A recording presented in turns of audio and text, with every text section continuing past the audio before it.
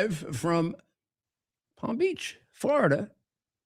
And again, with the background of Washington, D.C., which has no members of Congress there, despite the fact that they are depriving a large number of federal workers of any pay, in some cases now for over a month. TSA is being paid based on the bold action of President Donald Trump, who's used an emergency authorization and unused federal funds to make sure they're being paid. A lot of them were paid yesterday. Not all. We have a few people that hadn't been paid yesterday, and they haven't paid everything yet. But before the end of this week, they should have all of their back pay. However, the Coast Guard is not included in it. A lot of the border agencies are not included in it. I mean, a fair portion of Homeland Security is not included in it, and the support personnel. And it's the support personnel that handle a great deal of the intelligence that's necessary to our national security. So this is one of the most outrageous government closings there's ever been, for reasons that they don't really have any reasons. I mean, they say they want these changes in ICE, but they were willing to give them up. I mean, this is all done. It's hard to even come to this conclusion, but this is all done because they want to hurt Donald J. Trump. Now, you know, Donald J. Trump is the president of this country, so there are, and unless it's a purely personal hurt, right? If you hurt him, you hurt the country.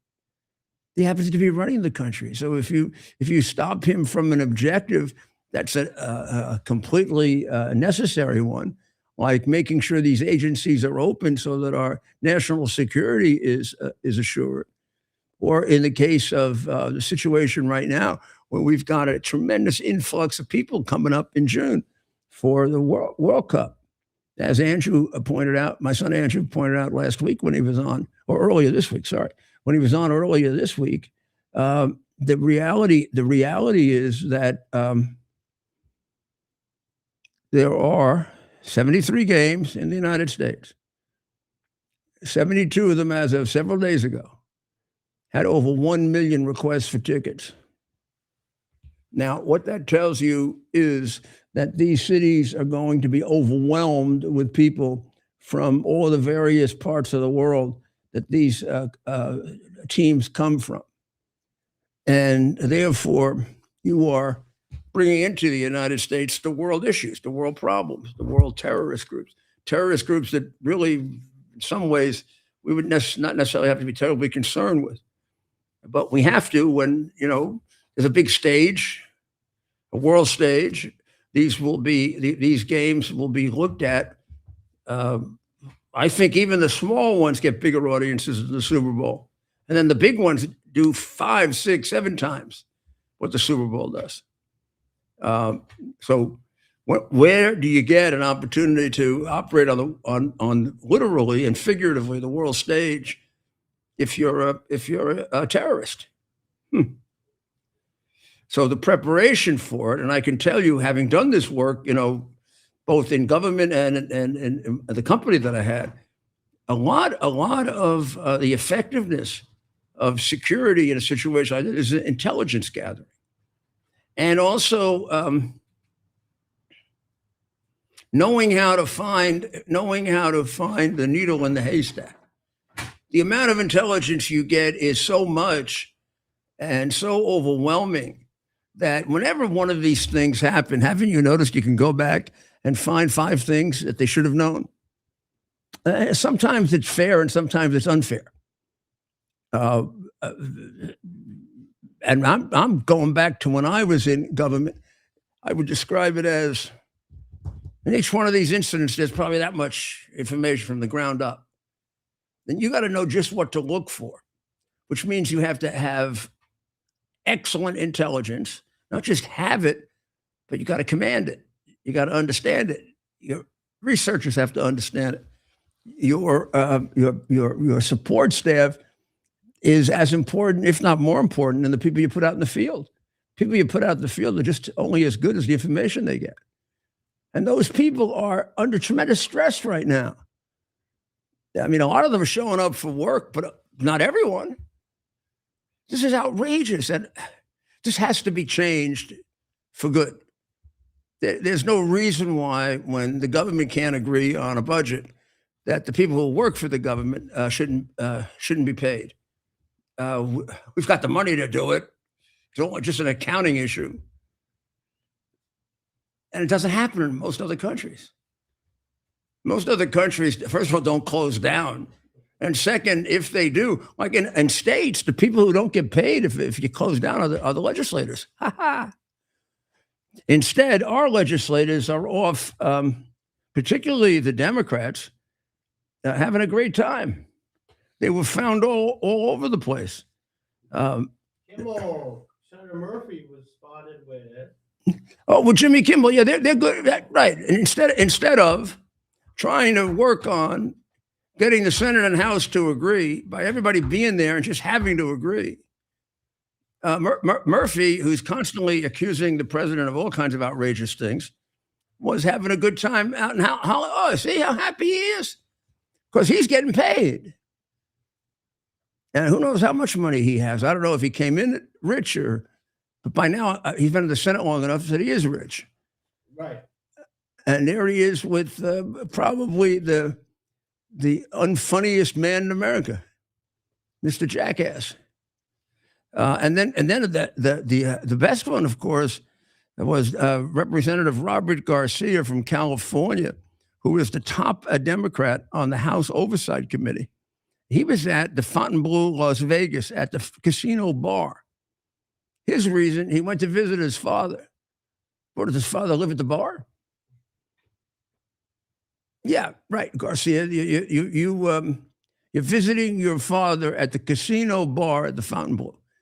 Just exactly what does your father do? Is he a croupier, or is he one of the girls that brings around the drinks, or boys that brings around the drinks? Is he an executive, a security guy at the hotel? No, he's not. And you're lying, because Democrats lie all the time. It's like you don't even have to think about telling the truth. So this is outrageous, and it should be stopped. It really should. This should not happen again. We should change this.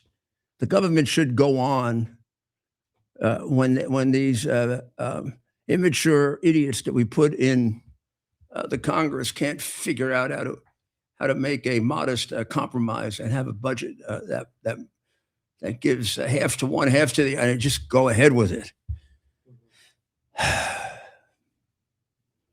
Is that Murphy right there? That's Garcia. Oh, Garcia. Okay. No, we saw Murphy before. He was with Jimmy Kimmel.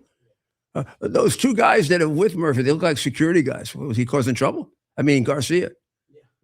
Yeah. He was visiting his father, Ted. Yeah. You saw his father there, didn't you? That is amazing. Yeah, he's visiting his father. His father was behind the bar. Isn't that amazing? Absurd, Mayor. Absurd. Well, the Department of Justice is suing Tampon Tim State for discrimination against women. Well, how? Because Tampon Tim, among other things, is a very, very big supporter of men being in women's sports and getting into women's bathrooms. He is an enthusiastic supporter of people with penises putting dresses on and going into the ladies' room. He's also an enthusiastic supporter of males boxing with females and beating the crap out of them. And that's because he is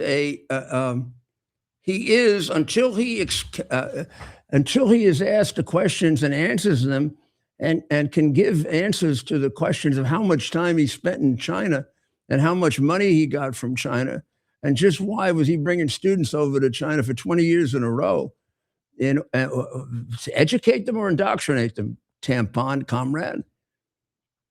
I mean, this guy is a menace. Look at him. But you can see it. He's a Tampon Tim is an out of control, at least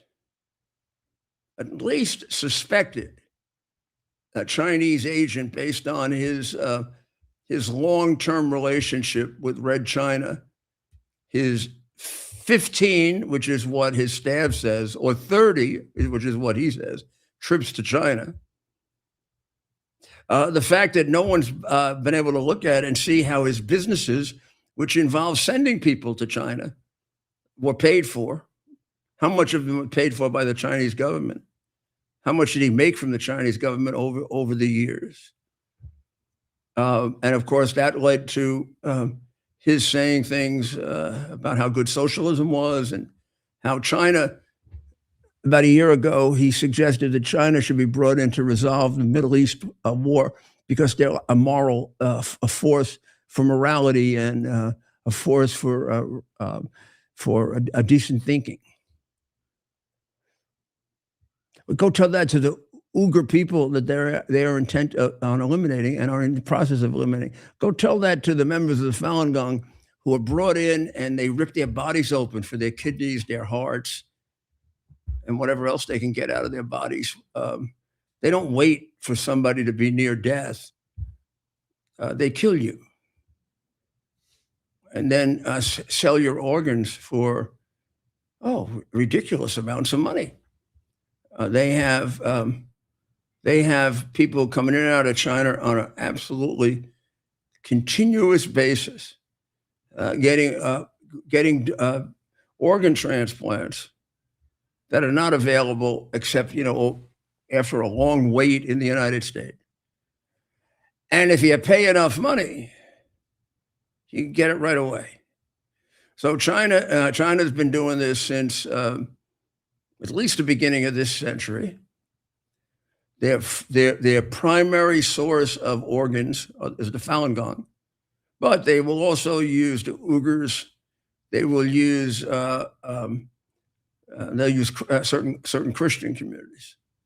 They're enemies, and the Falun Gong are particularly, from the Chinese point of view, good because they're very healthy. They have a very healthy lifestyle. So when you rip them apart, kill them, rip them apart, and give up their heart or kidney or liver or whatever the heck it is you're transplanting, you get a good, healthy one. And that's the country that should be the moral arbiter for the Middle East. I mean, they obviously agree with the pathological murderer, the Ayatollah, and his entire regime. So the Minnesota State High School League is being sued, and it is for allowing males to compete in female events, and also allowing them to use female bathrooms. That is being interpreted under the federal civil rights laws as discrimination against women. Sounds pretty good to me that it is against women. I know there's a lot of dispute about how the war is going, and we're going to talk to Ali Reza in a little while about the MEK and its role in it, and the two more people. We have a special guest, Mayor. I don't know if we'll have Ali Reza tonight, but we have Dr. Massud. Oh yes, yes. So then why don't we mention the names of the? Yes, Massud is going to be on. You're going to find this really fascinating. This is a very, very fine man, and a man who's had. I'm not going to give it away, but I mean, he's had a history and really, really, really understands what's at issue from his own personal life and background. Dr. Massud Moazami is going to be. You're going to. Fascinating guest. So stay tuned for that. But please, let's go over the names of the and say a little prayer. Of course. So what we are for the MEK members, and what we're referring to, of course, are the two more died. Remember last night there were two that we mentioned, but two more were executed today. That's right. So the Iranian regime has announced now the execution of 4 MEK political prisoners starting on Monday. Of course, on Monday, well, we have the individuals up on the screen. These individuals were executed by the Islamic regime, and who we have up on the screen is Akbar. That's Akbar Danishvar. That's Carr. right. That's right. And so we just want to make sure we're getting the right. He was executed yesterday. Yes. So these are the two from yesterday. And then, so 58-year-old Akbar Daneshvar Carr and 59-year-old Mohammed Tagavi. These two individuals, the Iranian regime announced that they were executed yesterday was when the announcement came out. And then today, these two younger members, a law graduate, 34-year-old Babak Alipur. Bring him up, make sure we have the right. Yeah, what a nice looking young man. Oh, my goodness. And oh, look at that nice smile. 33-year-old Puya Gabadi, 33 years old and electrical. So these two are 33 and 34. Right. These are really young men who were, I'm sure, high-minded young men. One's an engineer, right? The other's a lawyer. They wanted freedom for their country, freedom for a civilization that goes back before almost all others. So this is what the MEK is all about.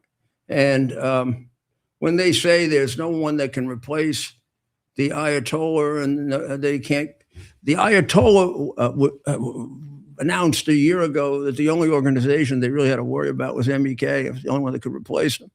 Well, they can't.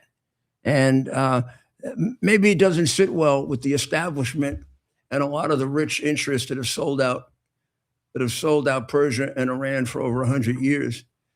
Because, they'll deal fairly with everyone, but they're not going to sell their country out to the oil companies the way the crooked, I don't even know what the real name of that family is. It isn't the Pahlavi family. Pahlavi was a name they picked out from Persian history. But whatever the family is, the family so far, the inheritance that this guy that spoke at CPAC has is, he has one qualification to be king, and that is that his father was the king. So what do we take from his father's reign and his grandfather's? Well, the most significant things were all the people they murdered and tortured. And maybe even more significant in terms of what affects us right now is all the money they stole. And the baby Shah, who's talking now, was brought up on that. Every bit of food that he ate and all the custom-made clothes and the jet-set life and getting himself named as a prince. I don't know if he's named himself. He had some kind of ceremony making himself a prince. All of it was paid for by the blood, sweat, and tears of the Iranian people. It was all stolen from them. His father never had a job other than being the make-believe emperor who stole everything that he could put his hands on. And if he didn't steal it, his wife did, who is very well respected among rich people.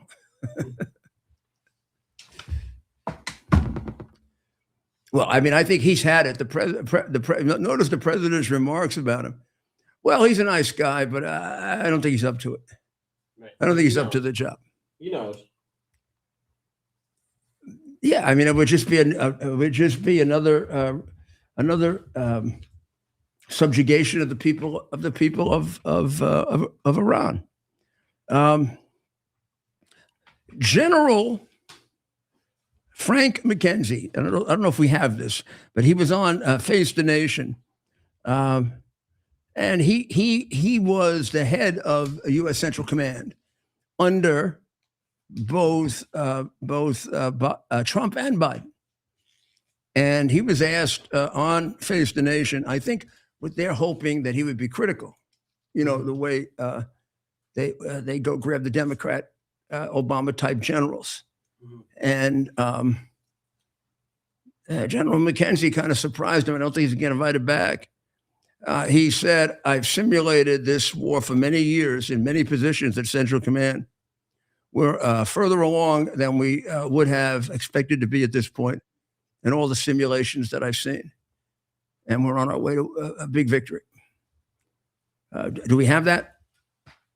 Well, so we have his full interview. Hopefully he says it up here near the front because we do have the whole interview. Okay, well, we don't need the whole. But that's what he said, and it's important because they're doing the best they can to snatch defeat from the jaws of victory.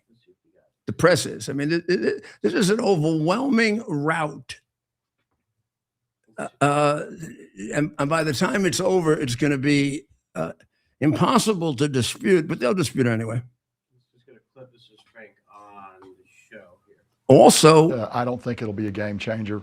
Their ability to attack Israel is quite limited. Yes, they will have the ability to further stop slow traffic through the Bab el-Mandeb going up into the Suez Canal. We have the ability to go down there and prevent that.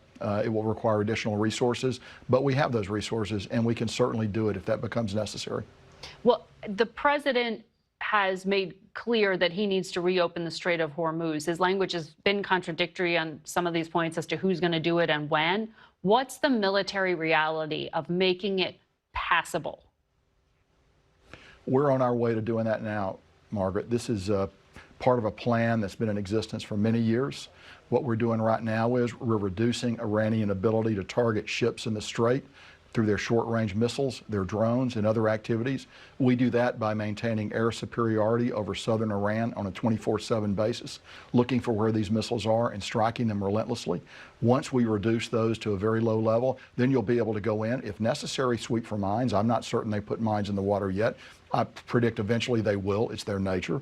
But we have the ability to do this. We're on plan. I'll be honest with you, Margaret. I've simulated this many years in many positions at Central Command. We're a little further along than we would have expected to be at this point in all the simulations that I've seen. I'm going to guess in your simulations, you looked at what would happen to the Strait of Hormuz, even though the president said no one ever thought of it. You thought of it, didn't you? The U.S. military thinks of a lot of things. We certainly have thought of the Strait of Hormuz, thought of Karg Island, think of all those islands on the southern littoral of Iran. Kareem, the president said the Israelis killed the second-tier pragmatist types that he had thought he might be able to go and negotiate with. In recent days, the name that has emerged is the parliament speaker, Ghalibaf. What do she's just impossible. I mean, this is a advanced case of Trump derangement syndrome in the second or third stages of pathology. The reality is that the president mentioned Sharjah Island in 1980s and said that if they were to hold up oil in the Straits of Hormuz, we should capture and take Sharjah Island. And sort of criticizing the president for not doing that. So, of course, he knew about the Strait of Hormuz.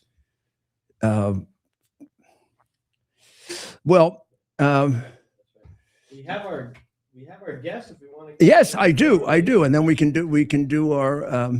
We'll take a break. Want to take our break first? Let's take our break. Yeah, so that we take care of business first. Massud would be very much in favor of that. He's a very, very smart, practical man and a great businessman, by the way, as well as a great patriot. So let's take our break. Yes. Right back. U.S. Army Major Scott Smiley paid a high price serving our nation. Scott was leading his platoon in Iraq when a blast sent shrapnel through his eyes, leaving him blind and temporarily paralyzed. Scott would become the first blind active duty military officer before medically retiring years later. Thanks to friends like you, the Tunnel to Towers Foundation gave Scott and his family a mortgage-free, specially adapted smart home. Show your support for America's heroes now. Donate $11 a month to Tunnel to Towers at T2T.org.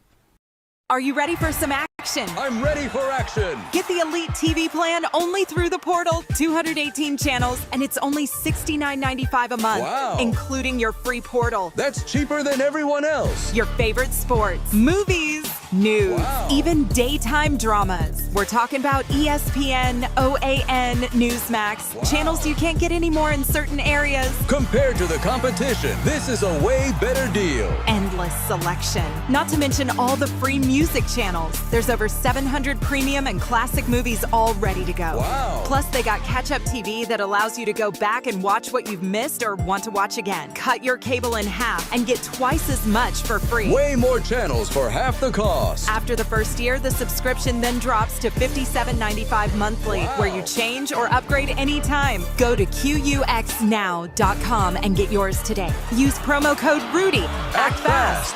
These deals are selling out.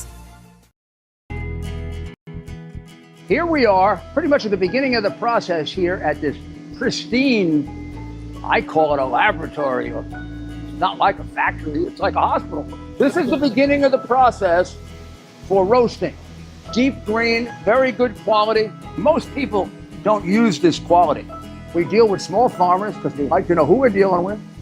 They give us the highest quality, all organic, non-GMO. You should know all Arabica beans, no Robusto, all Arabica.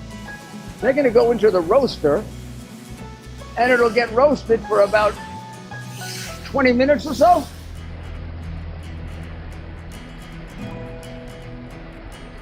Oh my goodness, look at these.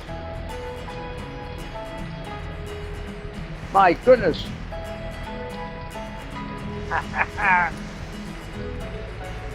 You're going to want to specially order these.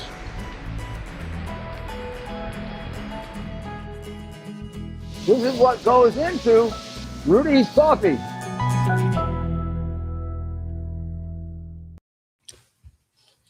Welcome back to America's Mayor Live. We have with us a very special guest, Dr. Massud Moazami. Dr. Massud is a very well. There he is, Massud. Let me have you move to the center a little bit more. Yes, sir. A little more. One more. Perfect. Now the other. Go back. Perfect. Good. There he is. He's right in the center. That's where we want him. I don't mind him a little bit more to the right. But Right. I was kidding with you, Massud. Yes, sir. So, Massud, tell us. You and I this weekend had a very, very long and detailed conversation about your history and the way in which you came to America. Yes, sir. How much you love it. I mean, I would describe it as passionate love for America.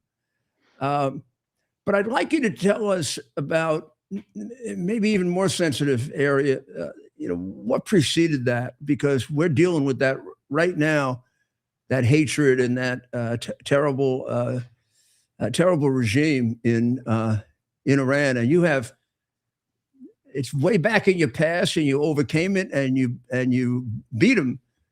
But there are a lot of people that are still being subjugated by them. Yes, So sir. can you tell us as best you can your history with that? Yes, sir. First, I want to say thank you, Mayor, for all you have done for this great nation. I never forget 9/11. You were there when the president was on the air, and you were right beside President Bush, and you gave a confidence, and you gave him the hope and faith that America will overcome this devastating that everyone was scared. All the businesses shut down, all the airports shut down. It was a great fear. But I never forget your strong voice, Thank you. believing in this nation and say we will overcome this devastation. Thank you. I never forget that.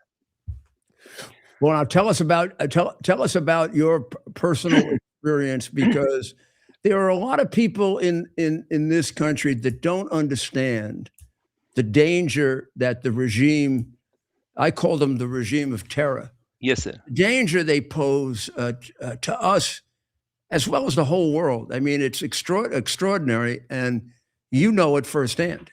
Well, in order to clarify it, first, I'm blessed, first generation American from Iranian descent. I love this country. In 9/11, I called Governor Keating. I said, I will go anywhere to serve this country. And again, I'm fortunate. I'm happy that I was born in Iran, but I was ashamed, disliked the government that we were under. So when I came to this country, I understood. I understood about, I mean, I had a degree of understanding what democracy is. But when really I came in this country, I understood how blessing it is. But it's human nature that we tend to take things for granted. Yeah. So, but that we get used to it. If you were raised under the light, you never know what darkness is.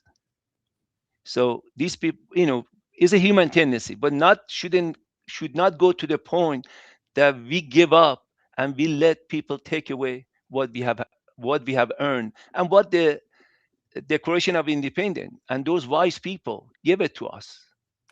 Now, when did you leave Iran? About when? I left. I came in this country. I came here in 1978, August 15, 1978, in this great country. But before that, I was a political prisoner under the Shah, King of Iran. I was political prisoner. I was tortured. I know what torture is. My. Broken head, broken arm. How old were you then, Massud? I think I was around 18. You were a Because, kid. I mean, you were a kid. well, Yeah. yes, because Yeah. over there, when you graduate from high school, you take some course, 200,000 people apply. So if you don't get in university, the system will decide what you will study. And if you don't take what you from 100,000 people, from 200,000 people, 50,000 people can go to school for higher education. And then government decide what you have to study. And the major I was accepted was a geology. That's the last things I want to do. I didn't like rock anything. But if you don't take it, then you have to go back to military. It's a mandatory 2 years military. And then after that, your career of higher education is over. It's not like I want to have another chance or go this. It's over. So I decide to go for military against my parents' advice because they said, take the course, go in education, get your idea. I went to the military. And the fact is, my family was from very prominent family and, wealthy. So we didn't have any problem. We had everything that anybody could have better than. But when I went to military, I realized how brutal they were, dehumanizing, devaluing, discriminating, you name it. This was the era of the Under Savak, Shah, right? yes, under Sabak, yes, sir, under Sabak. And although probably not as bad as under the Ayatollah, it didn't matter if you're in prison. It doesn't matter if it's the Savak or the Revolutionary Guard. Torture is torture. But there's two. After that experience, then I came in this country. I went against Ayatollah, and then I was not able to go back. Did you expect? So you were here when the Shah stepped down, right? Yes, sir. Because did you expect that theocracy to emerge, or did you think for a while that there might be some kind of a democratic government? No, because my father was connected at the political level. Very honorable man, never embezzled money when they could, because embezzling over there is a way of life. I mean, that's what it is. Sometimes people say, I'm a very nice person. I don't take more than 40% cut. I mean, that's been nice in that country. You take 40% cut. But my dad, when President Jimmy Carter came in Iran, my dad was in that American embassy. And that at that time, the name of ambassador was Sullivan. I remember his name was Sullivan. Yeah, sure. Yeah. Yes. So when he came home, he said, all of you guys have to pack. It's going to be over. So the decision was made. But I think God bless President Jimmy Carter. Was very nice man, great Christian, but very unwise in foreign policy. He actually took Iran and handed to Muslim extremists and Russia, Soviet Union at the time. He handed to them. But there was a period of time when the Shah was first, you can say overthrown, left, whatever. It looked like there might be a reasonable government put together. And then the Ayatollah came and the whole country, they had organized it. Yes, sir. But Mayor, I can explain it this way. I came up with three type of dictatorship. I said the whole political system in the world is two leagues. One is a democratic, one is non-democratic. Non-democratic, we call them government of the dictator, by the dictator, for the dictator. So people do not choose the government, They become a slave of their government. They are possession of the government. They are the object of the government. So the dictator, whether it's a democratic, whether it's a clergy, whether is a royal, or whether is military, they have absolute power. For example, if the capital was Washington, D.C., that dictator decide what mayor is going to have in Oklahoma, what banker we are going to have, what police chief we are going to have, everything dictated by them. And all the asset of the oil goes to the dictator account. Then they take 30-40% out from Europe in Switzerland, and then he decide how have to be divided. But dictators are not dangerous by nature because they harm their own people. But then another category of dictator is government of the dictator, by the dictator, for the dictator, is when dictator has a blind ambition, like Gaddafi, Saddam Hussein. We have even Hitler, whether Mussolini. The reason they have a blind ambition, they think beyond their border, ideologically, financially, or expansion of their land or things. So one thing I learned about those people, when they get defeated, they flee, they suicide, Hitler suicide, Saddam flee, Gaddafi flee, Mussolini got hanged. So they do not fight to the end. So as soon as they leave, the whole system collapses because they love their country, but not to the point that want to put their life for their people. So because the people is their object, is for them. But another type of dictators, we have blind government of the dictator, by the dictator, for the dictator, is what we have right now in Iran. The leader is a political leader, but the most important and the most dangerous is he is a spiritual leader. He is a religious leader. That make him more dangerous. Yes, yeah, That yeah, make him more dangerous. yeah, because now everything is justified Yes, sir. by a higher authority than anything. Exactly. So when I was growing up, my father we had a lot of debate with my father. My father said, there's 3 questions people usually ask you. Well, I came from Jewish family, but he said they ask you, are you believer? I said, what do you mean believer? It means do you have a faith? Are you atheist? Means you don't believe in a God or higher power, like Russia or China. Are you agnostic? Means are you doubtful whether you believe or you don't? You are kind of undecided. But my father said we have to ask another question after this Ayatollah came in. He said when people ask you, are you believer? You say, yes, I believe in God. Then you need another question. And that other question is, what does your God represent? The Christianity faith, my experience, is love, compassion, forgiveness, helping neighbors. Over there, their God doesn't represent compassion and love. Their faith, their God represents violence. Is mixed, now become more dangerous, now mixed with the communist ideology. A lot of people ask me, how can these two extremes be combined together like a fire and water? Because 1960s, in order for them to achieve, they came together by necessity. But God knows when they achieve their objective, they may fight each other. So their God is not a God of love. Their God is not God of generosity. Is not a God. Is a God of hate. If once you become Muslim, you cannot defy being a non-Muslim because you're subjected to be killed. When you're a woman, you have zero rights. Children's no rights. Men's have double rights. If my parents died, I get twice inheritance than my sister. Then leader, the political leader, but also religious leader, he is representing the God that he believes in. Questioning is death sentence. And also I mix them with the communist ideology because the fundamentalists, they believe the end justifies the mean. I want to make it clear for a lot of Americans who born in the light and we grew up in the darkness.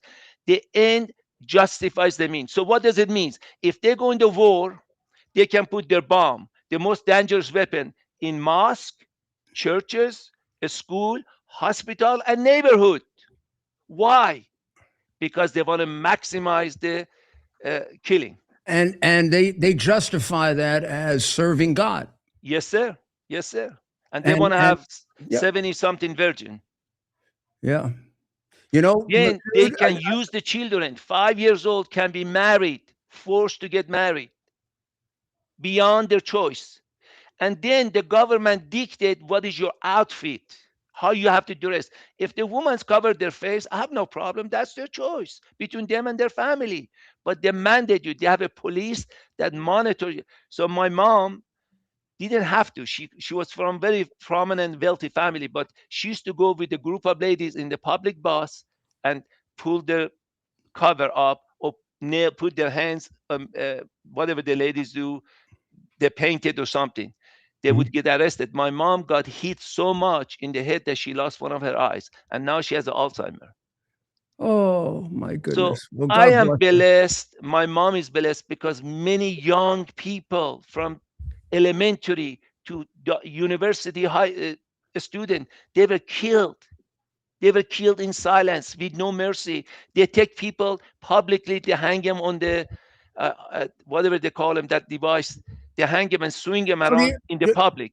You know, the number, when I first heard the number a few weeks ago Yes, that sir. they killed just recently during the Yes, sir. protest, right? 2 days. And originally they said 15,000, then Yeah. 20, then 30, and now who knows? That was only in 4 days. And their own people.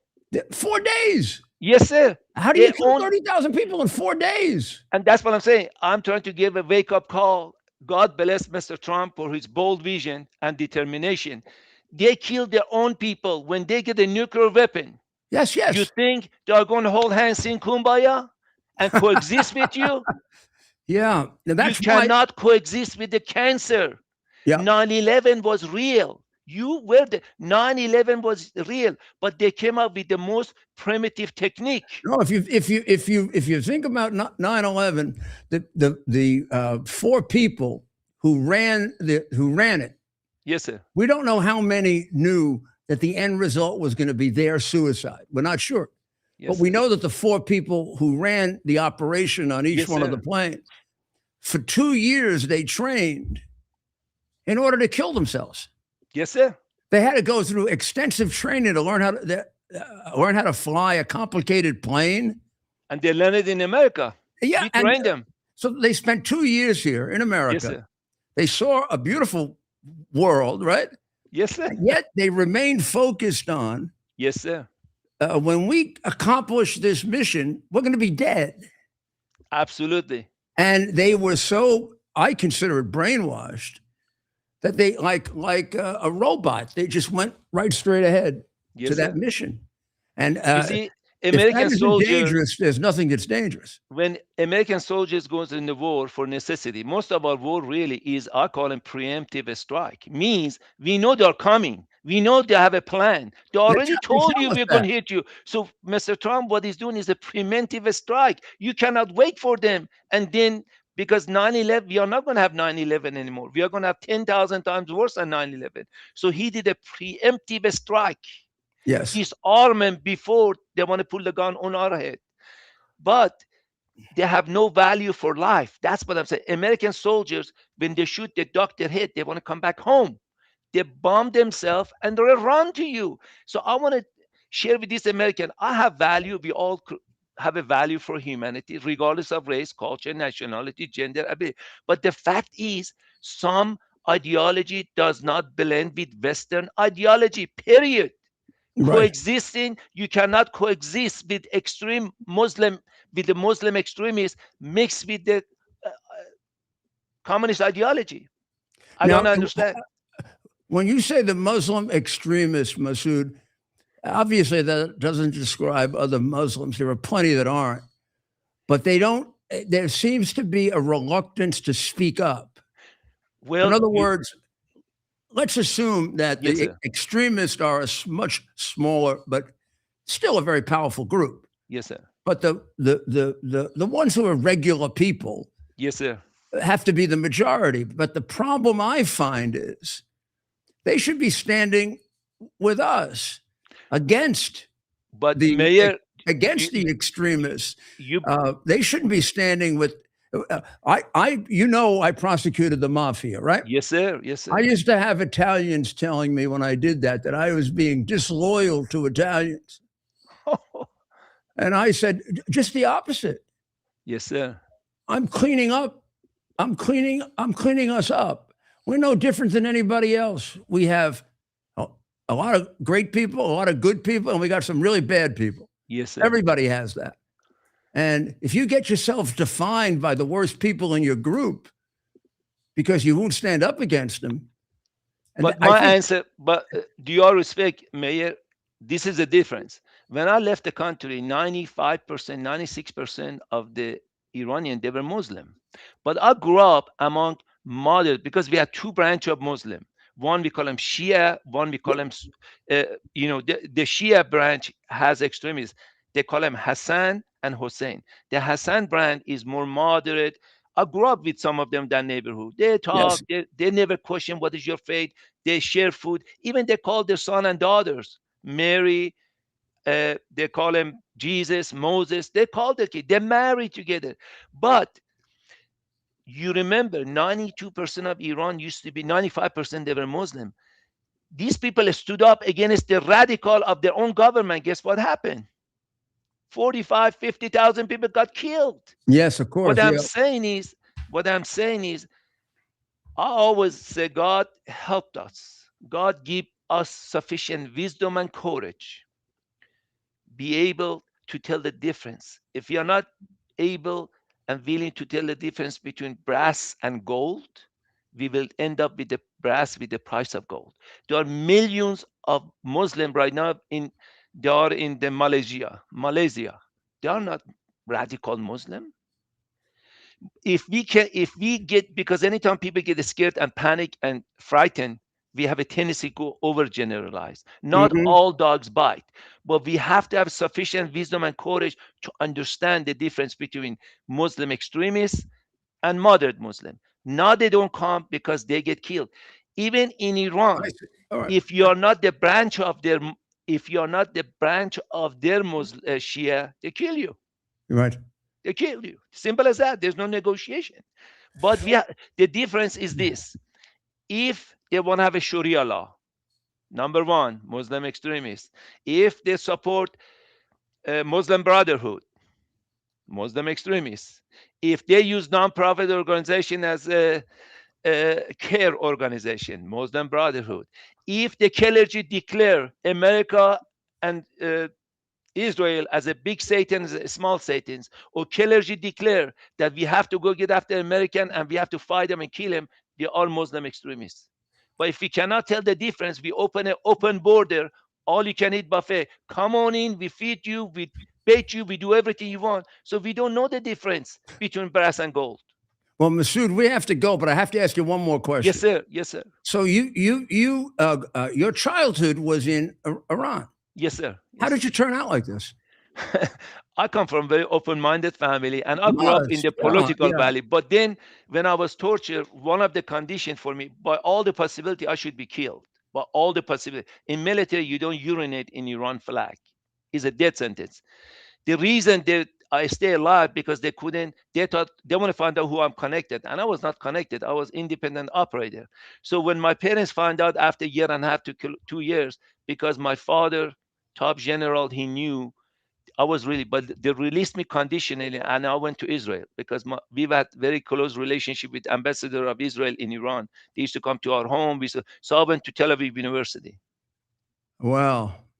Well, we got to talk some more. Yes, sir. This is a fascinating story, and my listeners, I'm sure, are very, very well informed by this, because we just don't know enough about the whole background of this. I mean, the Americans don't, and a lot of it has been kept from them. So it's really wonderful that you've come on, and thank you. It's an honor. Thank you, Mayor. Thank you for all you do. And God bless your beautiful family. Yes, sir. Thank you. We'll talk some more. Yes, sir. Yes, sir. Thank you, sir.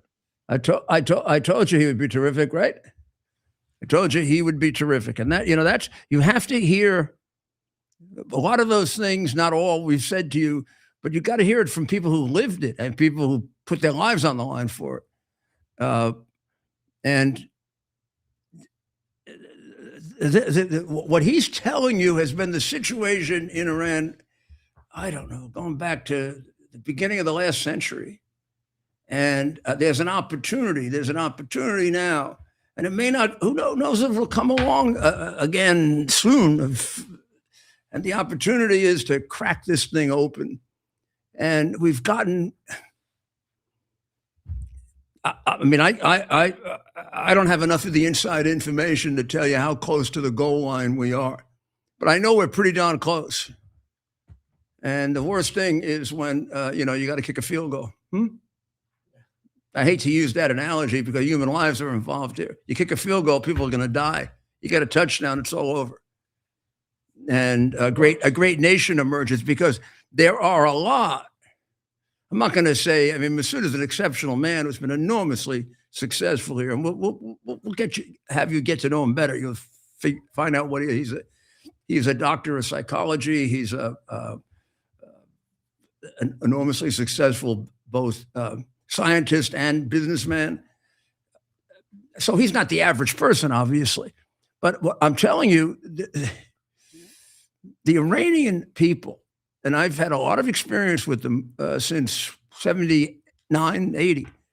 The Iranian people are exceptional people. Exceptional both in terms of intellect, but also they're philosophical. They think. They're deep. And it's a shame what's been done to them. Well, and it's quite a resource for America. So the U.S. Did take out. So we want to get you up to date because we're talking about ending the war, but you got to get there to end it. And the U.S. took out a major facility in Isfahan. Now I don't know if you can see. I may have a good picture of that. And the reason I want to say this is this is an area that we hit the first time. This is an area that we hit. There, I think that's it right there. There it is. If you put it up now, you'll see it. I think you can see up in the corner there some of the rockets. Now when we were showing you the cluster bombs the other night, I don't know if you remember that. When we were showing you the cluster bombs that Iran uses, you see 1/10 of that here, 1/10 of that there, 1/10 of that here, 1/10 of that here. This is a bomb. I don't know how big that is. It looks like taking out a whole complex. And this thing went down, 100, 200 feet into the ground because this is one of the places that I mentioned earlier where we're not sure if there's any enriched uranium left behind. Isfahan. The other is closer to Natanz, and then there's the Black Acre. I think it's the Black Acre Mountain, which is a new facility, and we've seen them digging there. We've seen them putting things there, but we don't know exactly what's there. But here,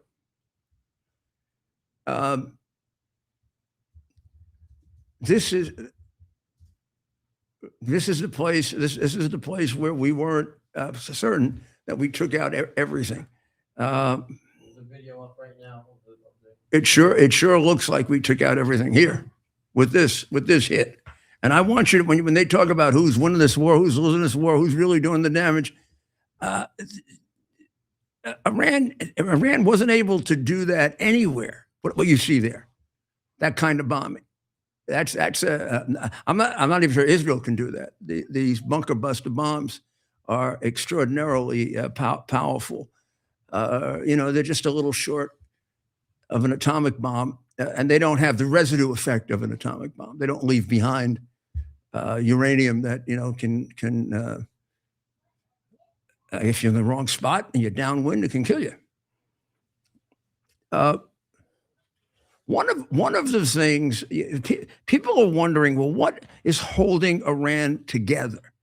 they're getting hit like this. I mean, we're just showing you one, and this, albeit a really, really big one. So you cut that in half or cut it in a quarter. That's going on all over Iran today, going on all over Iran. Whether it's the United States or it's Israel, we're hitting them every place where we can degrade them as a military. And in fact, according to the Israelis, and I think the Americans too, we're in the last couple of days of our trying to taking them apart as a military, and we're beginning a phase where we're going to degrade and destroy their economy. We know the obvious part of that is focused on Hormuz and the area along there, but it's really focused around the whole country. The idea there is to make it easier for the MEK and the dissidents to take over. They have arms, but they don't have a massive amount of arms. They have numbers, but they don't have. We're not sure really what the numbers are, and the numbers will increase dramatically as soon as they can have some very public victories in taking over various headquarters and places like that, because the regime was very, very successful into frightening people back, behind closed doors. When you kill 30 to 50,000 people, many of them in the streets all over the country, people are going to think twice before they take an effort like wanting to take over a militia headquarters or a guard headquarters. Now, there are some in different parts of Iran that have been taken over, but not anywhere near what you would need to have an overthrow of the government. But I predict that that's going to happen quick when it happens. That doesn't build. You crack through a homicidal, suicidal regime. It just you don't do it. You don't do it in discernible stages. All of a sudden, you wake up one morning and they're out, and the good guys are in charge. That's the way it'll happen. Like think of it as when we first heard that the Berlin Wall was going to come down, or that the Soviet Union was over, or it's like, my goodness, how the heck did that happen? Or just recently, Assad was impossible to displace. He was impossible to displace. He had the support of Hezbollah, which was the by far the most effective and most lethal of the Iranian proxies. He had the support of Iran. Israel was tied up in another war. How were they going to be able to deal with him? And when it happened, he ran out of the country so fast. The only thing he didn't leave behind was a lot of money, because they know how to steal. That's what's going to happen here. The crack is going to get open. They're knocking on the door, and they're going to take over. And the group that has the only discernible group that is out there with a concerted effort, and concerted to the extent that they're losing lives, is the MEK. There is no other group that at least the people know about. And there's no other group that the regime has targeted. They target the MEK, and they curse them every week, and have been doing that for 40 years. Lebanon, which has been horribly raped by Iran, the regime of terror, and Hezbollah. And you talk about Christians being killed. I mean, they slaughtered Hezbollah, and the Iranians slaughtered Christians in Lebanon. Slaughtered them. The government of Lebanon has now thrown out the Iranian ambassador. About time. I mean, a beautiful, beautiful country. I've never been to Lebanon. I've looked at it over the border from Israel and from Haifa, but I've never been there. I want to go there. I want to see it. But I'm told that a lot of it is now destroyed. And that was one of the countries that had a very, not a majority, but a very strong Christian community. That goes back to the, early days after Christ. So these are the places that St. Paul and St. Bartholomew went and converted. They didn't do St. Paul did not have an army. He had given up being a soldier. Remember, he got knocked down. He got knocked down going to Damascus, I think, and on the road. And Jesus said, "Why are you persecuting me, Saul? Saul, why are you persecuting me?" And named him Paul, and sent him to Peter. And Peter and Paul got together, and they went on the road. Mostly, well, at first together and then separate. And Paul is the one who converted that whole part of Asia Minor. There were Christian communities there, big, strong Christian communities there, way before Muhammad came along. And the Muslims have at times, attempted to genocide against them, and as they did with the Zoroastrians, who obviously weren't Christians, and they've diminished them greatly recently, the Christians in Lebanon.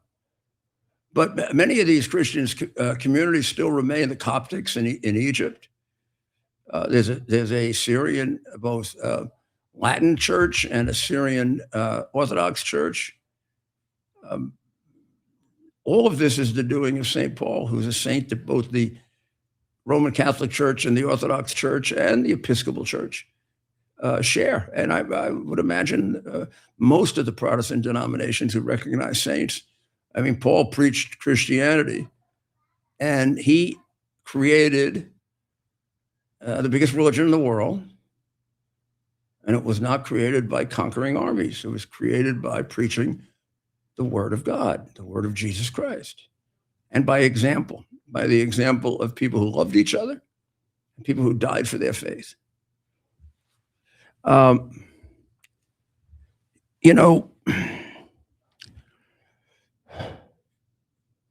It's very, very discouraging when I hear the language and the encouragement to hate and therefore to do violence against our ICE agents. Our ICE agents are police officers. They're just like police officers. You saw the one that we featured the other night at Kennedy Airport who saved the little baby. There was another one that day, I think, in Washington who did the same thing. These are good men and women who are trying very, very hard to protect us against maybe the worst invasion in our history. We've never really had an invasion. I guess the War of 1812, the British invaded. And of course, on 9/11, we were invaded for a morning. But this invasion over 4 years of, it could be 20 million people. It could be 25 million people. And we have no idea how many of them are terrorists, how many of them are criminals, how many of them are human traffickers, how many of them are drug dealers. All we know is that a lot of them are. Not all, but a lot more than used to be the case. So the other day, you may or may not have read this. This happened back in my city, well, my city of my life. And this was a Honduran illegal who was running around because New York City violates federal law and gets away with it by not reporting illegal aliens to the federal authorities so that they can be deported from the country and under Trump put in prison. If you reported them under Biden, it probably didn't make any difference. He didn't even pick them up, and he just paroled them. Right. But now, if somebody had called the Immigration Service since Trump has been in office and said, we have this guy named Baron Hernandez. He's about 33, 34 years old.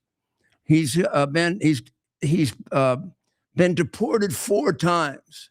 4 times. He's committed any number of crimes at the time that he murdered Richard Williams, a U.S. Air Force veteran, and a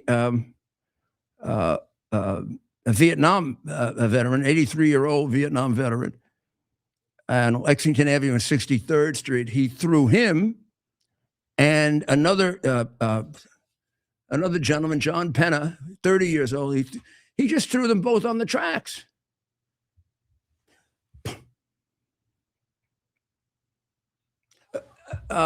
John Penna was injured. I don't know how seriously, not fatally, and I think possibly he's out of the hospital by now.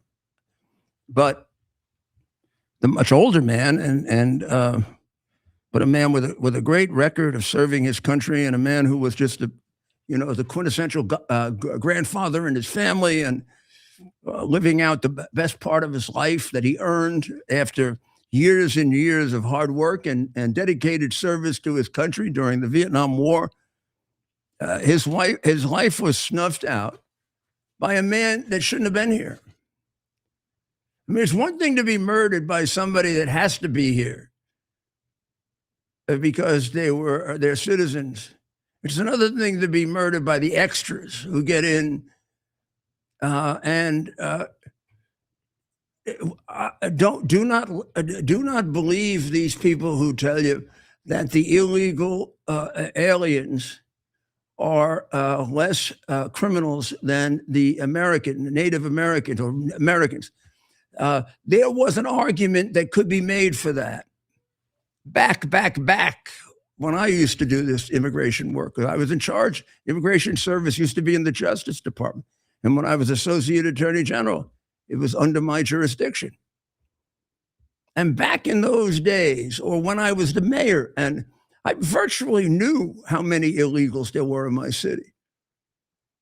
I probably had most of their names. Now, I couldn't get rid of them. I couldn't get rid of them because the federal government didn't have the resources to do it. Federal government could only deport 3,000 or 4,000 a year.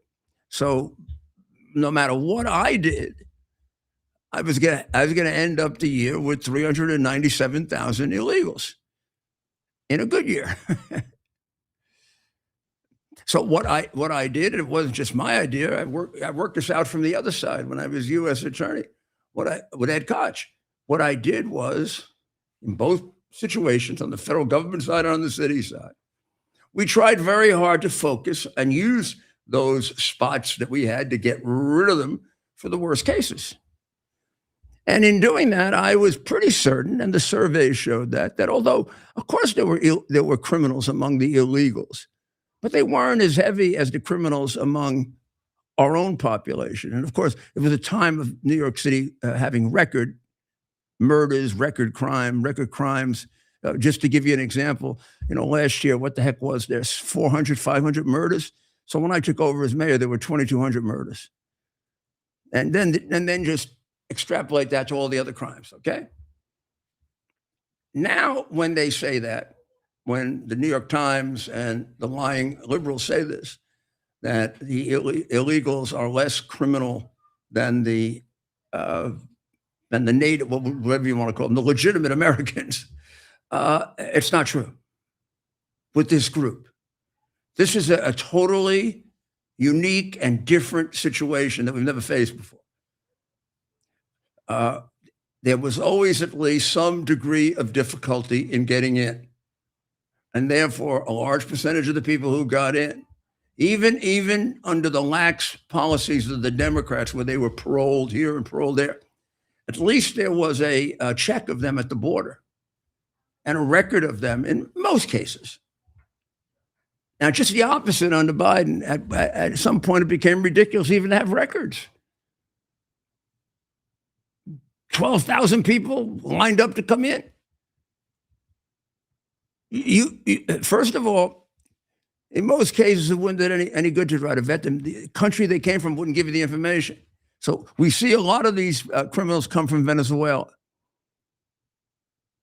You think Maduro was going to give us information? You call up Venezuelan police and say, I've got Pedro Hernandez here with me. He comes from there. Tell me his criminal record. Go to hell. Boom. Honduras now would be responsive. But you think back during the Biden era, they'd be responsive? You think Biden people would call? Of course not. So very quickly, all of the illegal operations get to know that there's no vetting, there's no risk. So they send you. It generates in the minds of the people who run these operations, the head of a drug organization, the head of a human trafficking organization, terrorist groups, the Chinese government, the Venezuelan government. It generates in their head, let's send them everything. And they did, and they're here, and we're doing, and the president and his administration are doing miracles in getting rid of them. And when you think about the harsh tactics being used in this and that, these are not harsh tactics. They're not. They talk about the two things that happened in Minneapolis as if they weren't just. They were both totally justified. The second one was a planned de-arrest. Yeah, de-arrest. It's there is a concept, a process that's online. That's what the guy was involved in. He was involved in a de-arrest. He'd do it all the time. And that's why you see, we'll go over that sometime, and I'll do the training for you if you want. So 3 or 4 of these people who were paid by the Soroses of this world, like this guy was, who got killed, carrying a gun with him to interfere with law enforcement. I mean, you're asking to be killed. And what his job was to try to help the guy who was under arrest, who was a sexual predator, to see if he could get free. So the lady comes up first, gets one agent away. And then he comes up, he gets another agent away. If you see you'll see he's like discussing things with him. But the number of people around the perp are reducing and reducing. And then another person was supposed to come in. And you can see him over on the side. But before that, the whole scrum happened and the shooting happened. And of course, it all blew up. He completely caused that. The ICE agent who shot was reacting to a gunshot in the middle of a scrum where he had every right to assume that one of his co-officers was just shot. And he didn't have time to go look, because if he wanted to look, he could have gotten a bullet in the head. Or another one could have gotten shot. That is an absolutely, completely justifiable shooting. And when these Democrat traitors go around saying that this was an assassination or a murder all they're going to do is get some poor ICE agent murdered. These people are not Nazis. These people are not anything but legitimate law enforcement officers doing a very, very tough job with a particularly really bad brand of criminals. And I'll tell you what, I went over their records, particularly the Minnesota people. Man, they really draw perverts. You get 4 out of every 10 is some kind of a sexual deviant. I mean, serious one, like children or beating up women. Well, it's Bayron, B-A-I-R-O-N.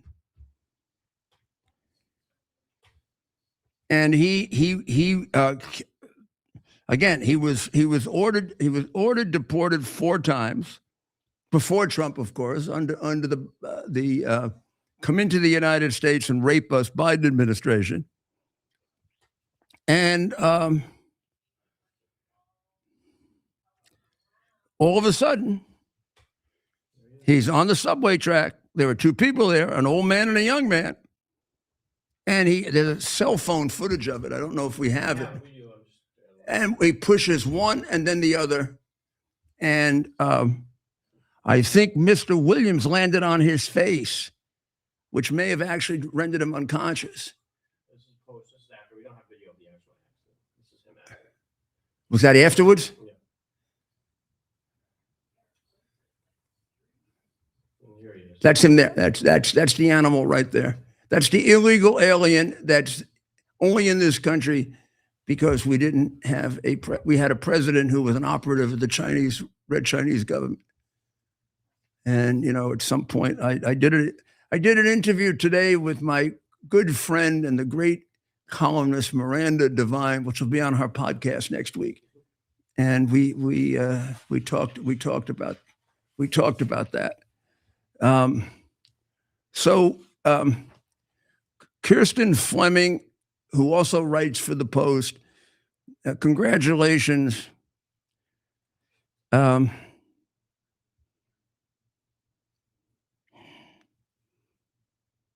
Mr. Williams, who was a prostate cancer survivor like I was and am, was a resident of Roosevelt Island. He was having a good life. He was, yes, he was 83, but he was apparently very sharp, very much with it. Probably had a number of nice years left for his grandchildren, and he dies with a train running over him. With somebody that doesn't belong in this country, shouldn't be here.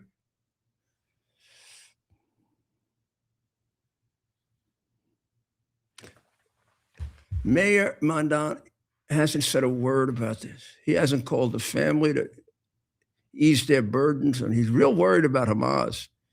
And he was very worried about that guy who basically caused fires and did everything he could to create violence against Jews at Columbia. Had him over for dinner, but he can't call this family and tell them he's sorry or offer him whatever help the mayor can offer. I used to do that. I wasn't the only one. I didn't make it up. I mean, mayors before me used to do that. You don't sympathize with this guy. You don't sympathize with this guy because you actually like this as a communist and as a Muslim, a supporter of Muslim extremism.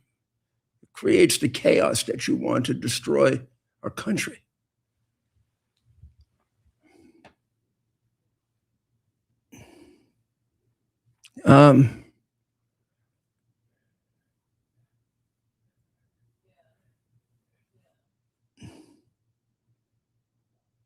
Just after Williams' assault, Diane is the daughter, I think. I'll have to go back and look.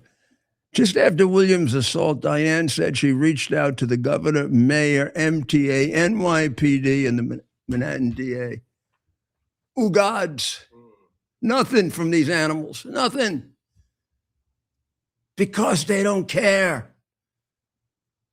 They're probably, they know they caused this.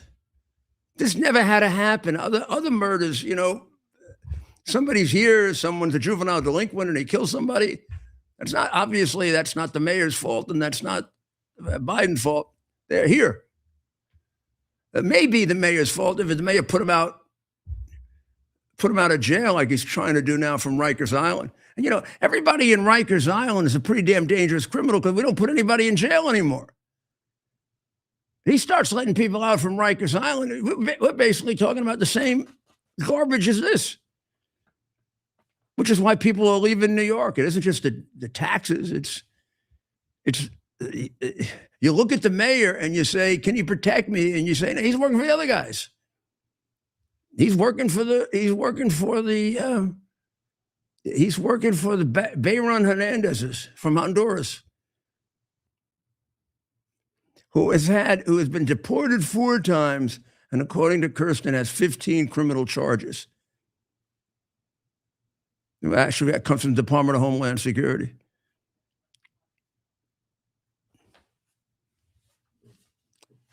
I mean, and the country is annoyed at the president because of the way he's handling. He's being too tough on the illegal aliens. I mean, people could say he's not being tough enough. You can't be too tough. They're killing people like Mr. Williams, or almost killed Mr. Pena too. What about them? Who's protecting them? Nobody.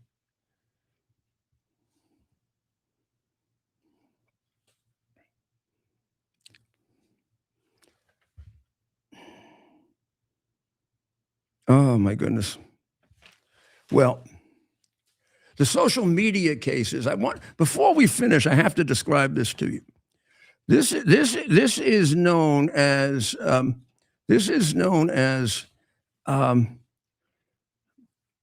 digital casino, and this comes from a book that is, I don't know if it's just out or it's been out, but it follows well after the two social media cases that were the juries decided that Meta and Google were responsible for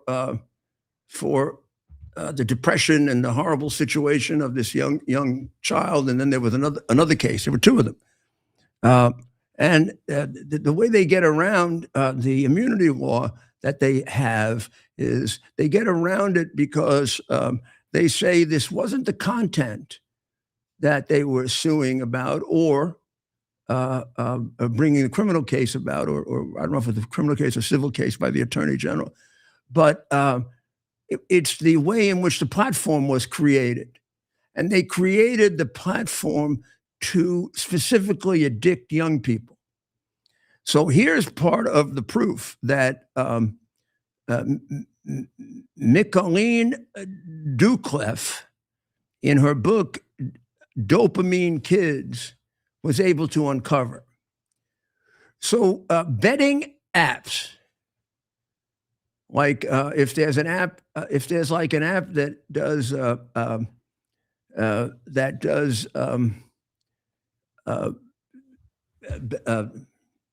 I guess I'm very unfamiliar with how these betting apps work, Ted.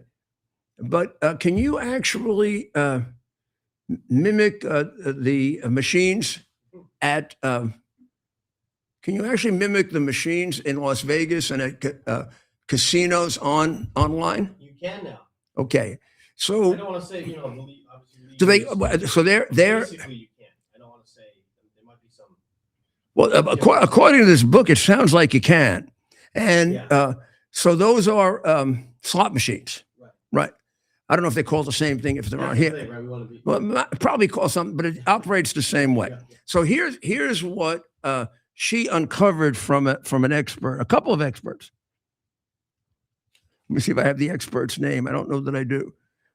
But she, if you want to read up more on this, the name of the book is Dopamine Kids by Micheline Michaelen,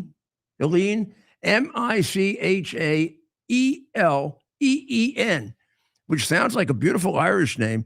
But then the second name is Doucleff, Doucleff. So Micheline is the best-selling author of Hunt, Gather, Parent. Her new book, Dopamine Kids, offers a 5-step guide packed with practical science-backed strategies that shows you how to raise confident, happy kids while breaking the cycle of overdependence on screens and ultra-processed foods. RFK Jr. like her a lot, huh? Her research culminates in a 4-week plan to create screen-free sanctuaries that protect conversations, focus, sleep, and adventure. So she had a young child who was about 7. The name she uses is Rosie. I don't know if she used the right name of her kid or not. And she and her husband wanted to keep the child away from too much social media, but a little bit. And the kids started to really love it. And every time they took the social media away from the child after a short period, the child would have a tantrum. When the timer, they would put a timer on so that she would get a short amount of time to be online. When the timer went off, an entirely different child emerged. She reverted back to a toddler, screaming, crying, and running around the house, shrieking. One night she shriveled up into a fetal position. And the mom, who wrote the book, said, I felt like I was depriving her of something that was very, very enjoyable for her.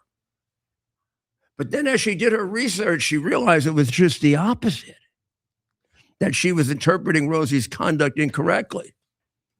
And one of the plaintiff's attorneys at the trial last week proved that Instagram and YouTube designed these apps for kids using the same things they use for digital casino. Video-based slot machines use tricks to hold people's attention. So for 24, 36, even 72 hours, what they do is they create cues that make it look like you're getting close to winning. Which are artifices. They're fake, but maybe it's 3 apples, right? 3 apples come up, so and it almost looks like you have 3 apples, and it'll say you came very close, so now you stay for another 2 hours. It's the same way in a casino. They used to, maybe they still do, pump in oxygen at 1 a.m, make you come awake. All of a sudden, you get this false high. Well, apparently they did the same thing for children. So the Meta people and the Instagram people and the YouTube people would figure out why the child was so interested in being on social media, and what are the possibilities? Are they seeking a sense of belonging, of friends, because they're a bit isolated and they want friends? Do they want a sense of adventure? Do they like adventure games? Do they like exploration? Are they looking to be made happy because they're in a state of depression? So what they do is, every so often, in order to keep the kid on for ridiculous periods of time, like 7 or 8 hours, right? They put in an encouragement to stay on. Like, you stay on and you're going to meet a whole group of new friends. So you stay on. Or you stay on and you're going to see the most exciting adventure you ever saw in your whole life. Then they give you something. But it isn't there's something missing in what they give you. You see these friends, but you can't quite hook up with them. So you stay on some more. And eventually, if they do that often enough, they hook you. And these are deliberately contrived and worked out based on the data that they collect about the child. And it's all collected to keep them online longer and longer and longer and longer. And that's the basis of the liability, that this is not about free speech. It's completely about sucking people dry for everything they can get, keeping them online as long as they can, because you get paid for the number of people that are online and you sell things to them. But at the same time, you ruin these kids, destroy them. They don't have any family life anymore. They don't have friends anymore. They don't know how to look at a watch and figure out what time it is. So she calls it digital casino, but it's a very, very sophisticated process of sucking you in, of addicting you. I mean, in the case of drugs, you get addicted because of the substance of the drugs. Here, they create the addiction, which is why if they can persuade a court of that, it seems to me you've got a pretty good distinction from content, and the cases will be upheld. Yeah, there's the danger that lawyers, unscrupulous lawyers, are going. I mean, this is just America, right? It's also a country in which men are not angels, right?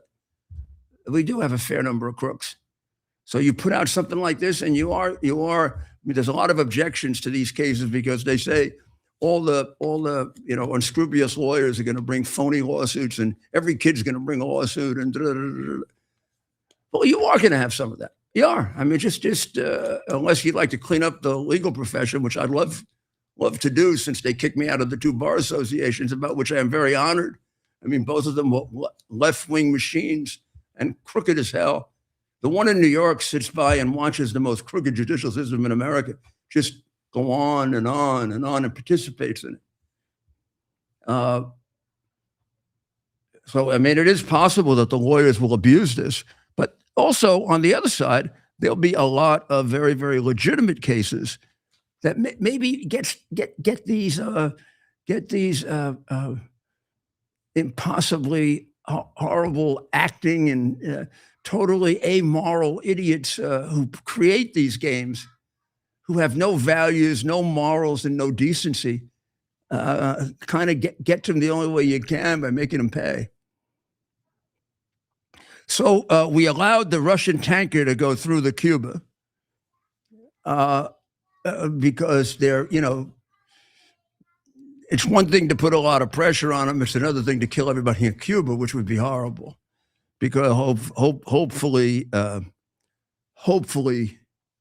they're going to come around, and it'll take a long time to rebuild it. I've talked to a lot of Cuban Americans who, of course, want this to happen. But one particularly knowledgeable and prominent one told me, don't expect that you're going to have the same thing in Cuba as in Iran. Iran has kept a fair number of very well-educated citizens who haven't been able to get out. As I said, only 20% support the regime. You got 80% against it. Whereas Cuba, probably the people left behind are heavily brainwashed. So it's going to take a generation or two. The young ones probably are the ones to count on, because they're tired of it. Same thing in Iran. There's an article in the Free Press at the Post. That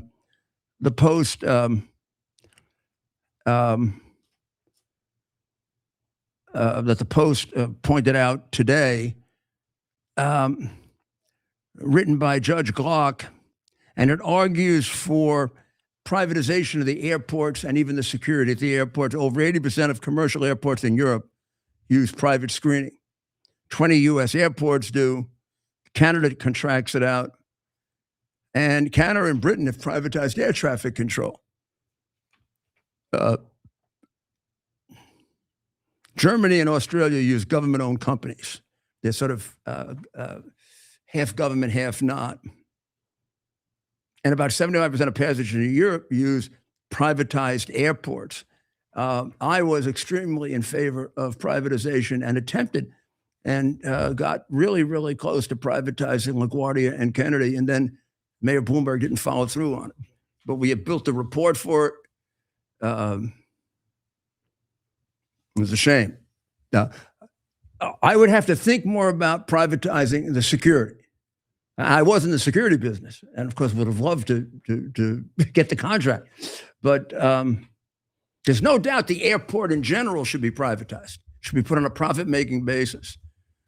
Well, we're gonna have to let you go to sleep.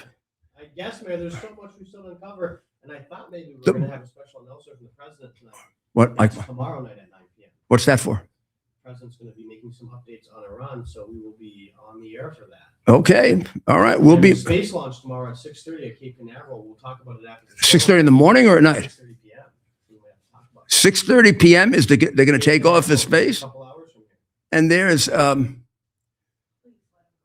there's a bunker under the ballroom also.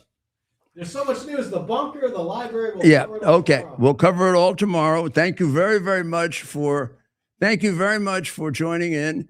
Grace, would you like to come and say goodbye? You want to go say goodbye on TV? Come on, baby. No? All right. Well, thank you very much. Pray for the people of Israel. Pray for the people of the Ukraine. Pray for the people of Iran, and pray for the President of the United States. God bless America. 25 years ago, they spoke out and they broke out of recession and oppression, and together they took and they broke out with guitars around a bonfire, just singing and clapping. Man, what the hell happened? That some were spellbound, some were hellbound, some they fell down, and some got back up and fought back against the meltdown, and their kids were hippie. It's our purpose to bring to bear the principle of common sense and rational discussion to the issues of our day.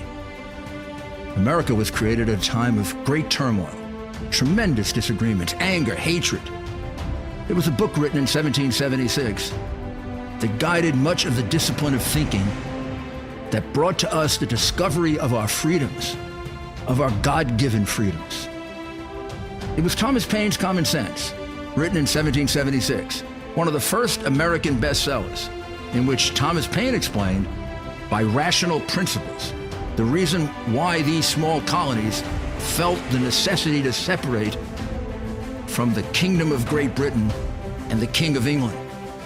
He explained their inherent desire for liberty, for freedom, freedom of religion, freedom of speech, the ability to select the people who govern them. And he explained it in ways that were understandable to all the people, not just the elite. Because the desire for freedom is universal. The desire for freedom adheres in the human mind, and it is part of the human soul. This is exactly the time we should consult our history. Look at what we've done in the past and see if we can't use it to help us now. We understand that our founders created the greatest country in the history of the world, the greatest democracy, the freest country, a country that has taken more people out of poverty than any country ever. All of us are so fortunate to be Americans. But a great deal of the reason for America's constant ability to self-improve is because we're able to reason, we're able to talk, we're able to analyze.